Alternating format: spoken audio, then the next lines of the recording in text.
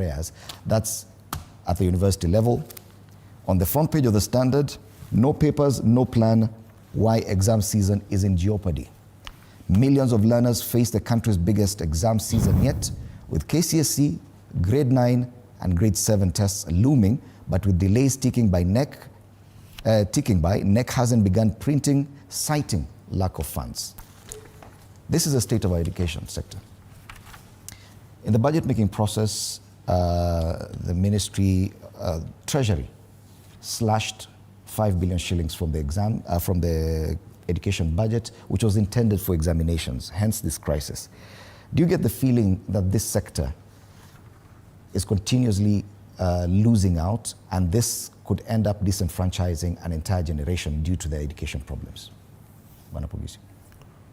Fred, education sector, the education sector gets, I think, one of the biggest shares in the budget process. I don't know the figures right now, but it's getting bigger and bigger and bigger because we're getting more and more young people going to universities, colleges, and now TVETs also. So my worry is more on the examinations that are pending, the urgency of it. You know, we're getting, you know, you can deal with school fees, but now the most urgent is exams. Mm-hmm. And would it have been that there was a lack of foresight, or was it lack of planning? How could there be no right amount entered in for exams, or who took out the money for exams? And where did it go? Would be the question, because it's so dangerous to think that the kids are preparing for exam and then suddenly we're saying back to Parliament to see. Back to Parliament to answer the question, what happened in the planning process? Was there money put in that budget? And so the committee that deals with that, the chair of that committee, and then of course the minister. So that sector has money. That money can be, that sector, the whole education sector has a lot of money. But now to forget to put the money, the 5 billion back, and then not only forget to put, but the idea also of charging exam fees where there was no exam fees, you know, before. It's another burden on the families and on people. The thing about the education sector is every time we think about it, there's a new model for funding universities, which is very, very controversial. Very controversial because, Fred, of all these students, it's up to the people to place you in the category, okay? And a lot of them who are even poor are finding themselves in the wrong categories. Finding yourselves in the categories where you have to pay higher fees. And so they just drop out. Because the process of even going to challenge that is very difficult and tedious. So we have to review that whole story about university funding model, because this one is even prone to corruption. Mm-hmm. It's even very prone to corruption. This you can even buy a place. You know, you can even decide I'm in this category when you're not in that category. So let's review that. Let's look. I know that the government wants to push for that particular funding model, but it has become more controversial. And now these students, if you listen to their stories, their lives have been ruined because they don't belong in those categories and they can't afford those categories. So how do you go to review those categories to make sure people are placed in the right categories? And all because the data you give is that what is being used against you. Mm-hmm. So anyway, it's not going to be easy for government. It's not going to be easy for Parliament at this particular moment. But the story of this sector, education sector, and I'm asking, because there is controversy around it, the members of Parliament deal with that controversy. Mm-hmm. And it's time for them to deal with it now, so that we don't have students falling off the system and just disappearing. There are already too many who are not able to go to school because of the challenges. There is the HELB, which is not disbursing anything for them. There is the categorization, and now the exams. All these things are going to create a crisis within our education system, which is not necessary. System worked before. If it's not broken, why do you want to repair it? Why are you fixing something which is not broken? And the attempt to fix it has caused more problems. So let's think about, do we go back to this old system or do we adopt this one and make it better? All right. My problem is, where did the money for exams go? Yes. Yeah. Senator, although 6 billion shillings was allocated in the 2024-2025 budget, Treasury has up until now delayed releasing those funds. Hence, the concerns about the exams later. There's a clear crisis in funding, and this has affected education. Is it time that we have a different conversation? Because we've come from a point where free primary education had taken off. We were going to free secondary education. I saw a headline yesterday talking about a school receiving 87 shillings as capitation, and schools still now don't have that money. Are we handling it the correct way? Are we having the right conversations around funding for education? Maybe first of all, I want to say that the first team to flag the question of missing examination budget was the Education Committee at the National Assembly, chaired by Honorable Meli. Honorable Meli is my friend, and I saw him questioning the examinations people in the committee that you are planning for exams, where is it in the budget? Okay? And remember, we're talking about two budgets here, because the delays right now from last year's budget, where there was an allocation but delayed release. There's now preparation for the new budget, which does not have a provision for examination. Correct. Money. Yes. So Honorable Meli was questioning that. And he was saying that there's a problem, which I want to say, and maybe for the information of the Kenyans listening to me, committees of the House, they provide oversight of what the ministers and, let's say, the executive is doing. So what information I need to pass here is that the committees are chaired by the government side. So it is normally the government side which has the majority that chairs those committees. So Honorable Meli is from the side of UDA, and they are chairing as a committee carrying out its oversight. So it is not a question of the whole government is supporting the cutting off of that. Did I suggest that in my question? Because the issue is, as a nation and without political alliance. Can I make my point? Because you're turning it into a political, it was a UDA issue. I had not mentioned UDA anywhere. You are interfering. No. It's the question I asked that I'm expecting an answer to. No. I did not ask about the government or the UDA. No, I'm just trying to explain to you how this place is, because you know, it's not just you, but many people are listening. The oversight that is being carried out there has been flagged by another side of the government. So it is a genuine concern. That's the point I'm trying to make. It's a genuine concern that there is some problem somewhere in terms of allocations of this fund. And so what were they told? Because I had the fortune of watching that particular session. They were told to go and revise and make sure that the money is there. But the day that was pointed out, the headlines were screaming everywhere, you know, that, oh, there's no examination, and that cannot be true. Because for sure, what those headlines, and you know which newspaper I'm talking about, that screaming headline is not, is excluding the fact that they were told to go and reshape the budgeting process and bring and put that money there so that and I'm sure money will be found for that. But I wanted to dwell more. So I don't think Kenyans should be worried about examinations taking place or not examinations taking place. They will take place. Money will be found because that's what the committee has said, and I know the ministry will find that money, and Treasury will be told to find that money. But what I wanted to focus on really is the question of this funding for university. You know, in 2023, the government decided that we need to relook at these scholarship and loans that are given to students. We need to question ourselves. The old system where all of us were getting the same amount, is it a fair system? Is it a fair system? Is it right for a student who is studying medicine and a student who is studying Bachelor of Arts to get the same amount in terms of scholarship, in terms of loans? In my time, we all got the same amount.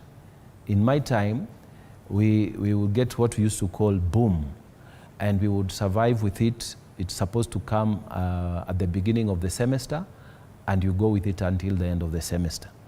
In my time, we would apply for those loans, but then as soon as you get out of university and you have a first job, it was your responsibility to make sure you pay it back. And then if you are applying for a government job, any job, one of the things they would look at is HELB certificate to say that you have paid off your loan, or at least you're paying off if it's your first job. So that was a system. But the question is, are we all equal? Are we all the same? You know, so in 2023, a team was put up, and the president was under a lot of advice from professors and stakeholders in education. And the model that was proposed is that it makes sense for a student studying medicine to be given more than a student studying Bachelor of Arts literature, for example. So, and then even within that structure of what kind of a degree you're studying and what kind of money you get, it also makes sense that a student studying medicine and another student studying medicine, but they come from different income households, cannot also get the same amount of money. So you don't just say all the students studying medicine should get this amount. No, they have variable incomes. So the idea then was put, what do we do? Let us create an instrument that will do the means testing. And they created 5 bands. So if you're in this band, you get this amount, this percentage. And the most vulnerable one were getting 70% scholarship, and then you look for the 30%. Now, this thing has run into problems because a lot of students are saying, no, I don't belong to this band, I belong to the other one where I'm supposed to qualify for more funding. No, the means testing instrument is not a good one because it has placed me in a category where I'm being asked to pay more. My parents are being, or my guardians are being asked to pay more than we can afford. So I want to change. So the problem now has been, how fast do you process moving one person to another band? That has been a major headache, a major challenge. So the theory of it actually is sound. The theory is sound, but the practicability is what is bringing a lot of pressure. Okay. And I wanted to say this. Means testing has had a lot of challenges, And we need to agree, though, that the theory itself is a good one because, for example, it is not correct, the model of CDF, where you have a constituency in Nairobi, for example, that has 300,000 voters getting the same amount like another constituency that has fewer voters. So the rethinking needs to be done. And that was my question, because I was asking, are we having the right conversation? Because all these plans are there, but clearly there's a crisis. All the way from university down to primary school. There are issues of delayed capitation, delayed funds for exams, delayed disbursement of government funding to universities. There's definitely an issue of funding, and it's affecting the education sector. Are we having the right conversation? As you say, it needs to be talked about. How do we start that conversation, Bwana Wakali?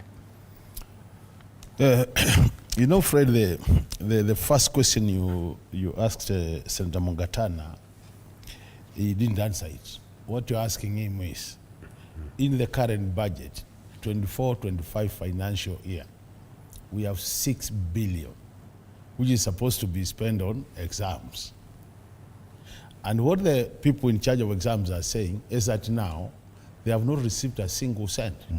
And they are saying in terms of their planning, the timing, when they should start printing of the papers up to the time you administer the exam, they are saying the times now are becoming a challenge.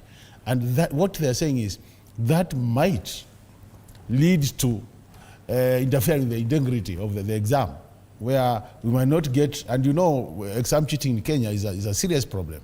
So we are saying, they are saying how they wish that they got the money in good time so that they implement the process as planned. But this is not unique to the exams. And I think the question we're asking ourselves, we should be asking ourselves as Kenyans. And I think we should now get to a national conversation, because many times when you debate these things, we start thinking, we see them as if we are saying that because we are opposing what the government is doing. But the truth of the matter is, Fred, a budget is an intent. When you do a budget at the start of the year, you are saying, if things work as planned, I intend to have achieved 1, 2, 3. And it becomes a reality when you implement it. So long as you are not implementing the budget, it remains an intent. And I think that's the challenge we are facing.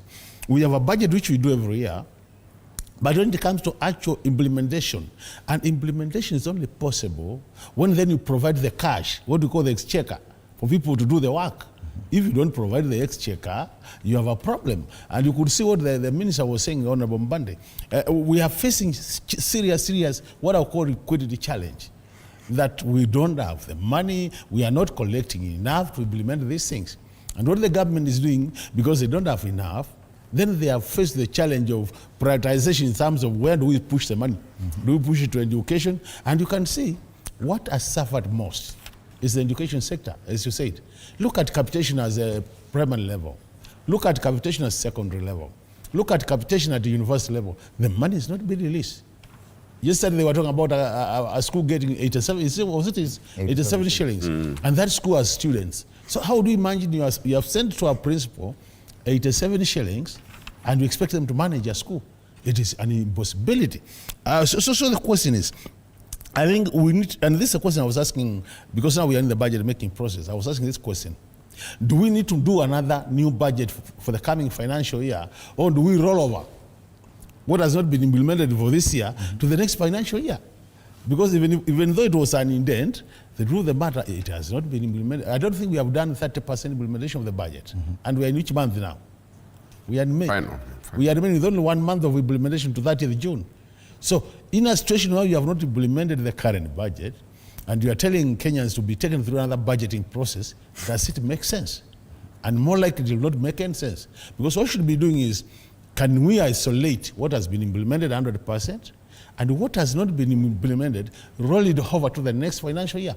Because automatically these were priorities, either national priority or community priority at whatever level. And that is the challenge we have. And then coming to the second issue of the university education, Fred. You know, Fred, this means testing. I think as a country we need to think, what do we need to do? Because we are not getting it right. We have students who come to us and tell us, by the fact that I was sponsored by this organization and I went to this good school, when I indicated in my papers that I went to this school under sponsorship, the fact that I went to that school and that school is seen to be a high-level school, then puts me in a different band from the reality. And I think since we do means testing, even when we are trying to see which families need support, you know the safety nets in this country. Before we disperse the safety nets, there is always that means testing. You would actually, if you went to every village elder in this country, including where Mungatana comes from, they will be able to tell you in this village, the most disadvantaged families are family A, family B, family C. They are known. Yeah. So the question is, why do you need to subject a student to a computer means testing when the village elder can share that information all the way from the grassroots and say, Mungatana family, we know it, they are capable. They say, Makali's family, we know they are capable. But this family needs support. So that on the basis of that, we have students being placed in the right place. And that's why now you see most students, the truth of the matter is, there are students who have not gone to the university because of that placement. They have been placed in band Correct. 4, they can't move. Initially, where me and the three of us here, we went to we used to help. Those days we used to call it, was it a boom or what? We used to call it a boom. Boom. So the thing is, when we went to the university, the system, even though it would disadvantage those the most needy because it's like we're getting the same amount, but at least there was a system which ensured nobody was left out. And that's why I said, one of the challenges with the government, the regime, the Kenya Kwanza regime, is that when they came to start governing us, before doing what I'll call a situational analysis to find out where are the gaps, a number of things have been changed without proper needs assessment. And that's the challenge we have. Because our education system was working, we would have said, can we phase out this new funding model so that we don't really, but it just kept back. And then students out there suffering. I'm telling you, there are students who are always in our home saying, I need 40,000. And you look at a family and you say, this one can't afford, even if they wanted. Neither can you afford as a member of parliament. So what do? You have bursary from the government, but the truth of the matter is, you have 2,000 students. Do you give all the money to one student that the rest don't get? These are the issues. So can we get back to a situation where we say, medicine cannot cost the same as Bachelor of Arts. But there are students who go to medicine from rich families and they can afford. There are students who go to medicine from very poor families. And unless we are able to isolate that poor student, they will not be able to manage their courses. All right. May I say something there? Yes. About that 87 shillings that was sent to a school. It's not an isolated case. I think the government and the ministry needs to put its house in order. This system they call the NEMIS system. I want to say over-reliance on these, they call them apps or applications that they purchase. These applications that operate like robots, and at some times they are making absolutely no sense. I have a school in my county, and the headmaster was telling me, this thing is a mess. It's a total mess. I upload, say, 300 students, and then the system, after 2 days, the names have disappeared. The system has gone crazy. So we are forced again to sit down and work late night trying to upload the same names we uploaded 2 days ago, and they have disappeared.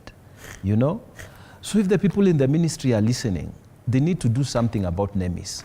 Now that is on uploading. In terms of disbursement, the teacher was also telling me that now my school, which has so many students, last month I got 20,000. This month again I get 20,000. How do I run my school with this amount of money? It's not making sense. That system, according to the teachers, has something fishy about it.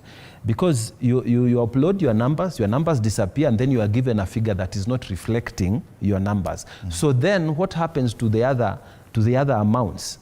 This is why we are saying over-reliance on these AI-generated systems. It's not making sense. Why can't they sit down and listen to teachers?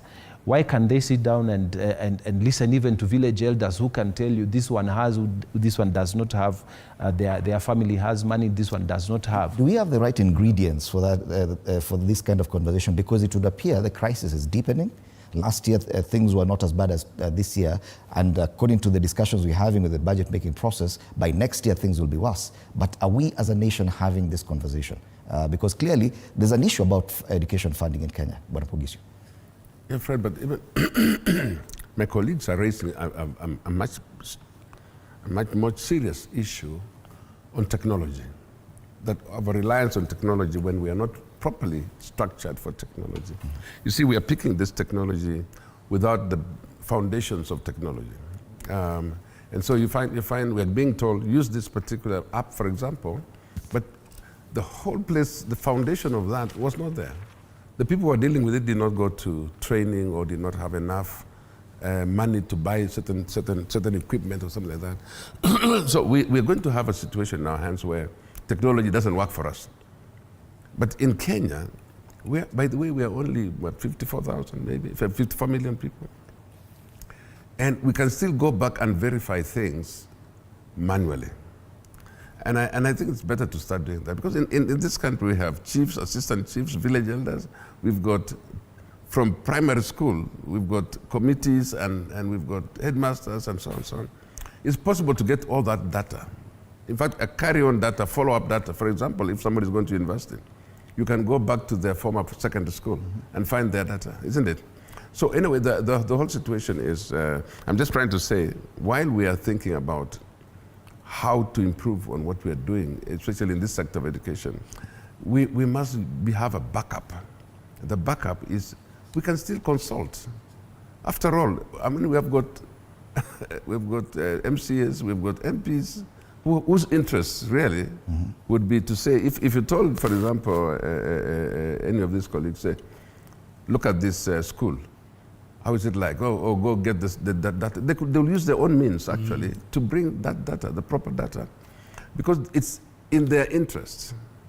And they know those elders, they know those people. And it's very easy for them to actually coordinate that. So it is a matter of saying, if you're in government, don't overlook the role of everybody else, because there are roles that can actually help you run the government better. And this is the whole idea of opposition and government working to deal with one situation. This particular situation requires concerted efforts. It requires that you don't look at anybody as though they are opposed to anything, but we want a thing that works for all of us. So, yeah, I mean, I agree. I want to agree with my colleagues that if it's not working, let's quickly come around each other, come around and say, what do we now do to make it work? And I do want to lend more effort to the fact that if you want to use a technology, let's make sure that the people on the ground can actually afford that technology, number one, are trained for that technology, number two, number three, can we even verify that our technology is the latest? It's something that we cannot, that cannot be manipulated by someone else. Right. But remember, by the way, and knowing from my own knowledge as a former minister, that this country is not yet wired completely for these technologies. Even in the city, there are places in the city where you can't get any network, even in the city, or your network is very poor, or connectivity is very poor. What about in those rural areas? The problem with our headquarters here in Nairobi is that they think that one size fits all, okay? If we decide today we are going to have this, it must fit for all villages. And I know where I come from, there are places where that technology will not even work. There's not even electricity to go with. There is no infrastructure or like roads. You can't even reach certain places. And so you give, it's like you give capitation. And some people have to travel distant just to a bank, to bank whatever they have, or to collect money. I mean, you can say you give me 1 million, for example, but the amount of money I use to travel from my school to the bank and back is not included in that whole thing, and it makes it so difficult for people even to. So anyway, the situation is, one size does not fit all, but let's make sure first of all that we wire the country properly for steamer, electricity, for communication networks, so that technology then can be applied to everybody. All right. Matters education hitting the front pages. High varsity fees ruining our lives. That's the Daily Nation. And no papers, no plan. Why exam season is in jeopardy on the front page of the Standard. Time for us to take a break. When we come back, we'll try and take a look at some of the political happenings from the past weekend. You're watching Morning Cafe.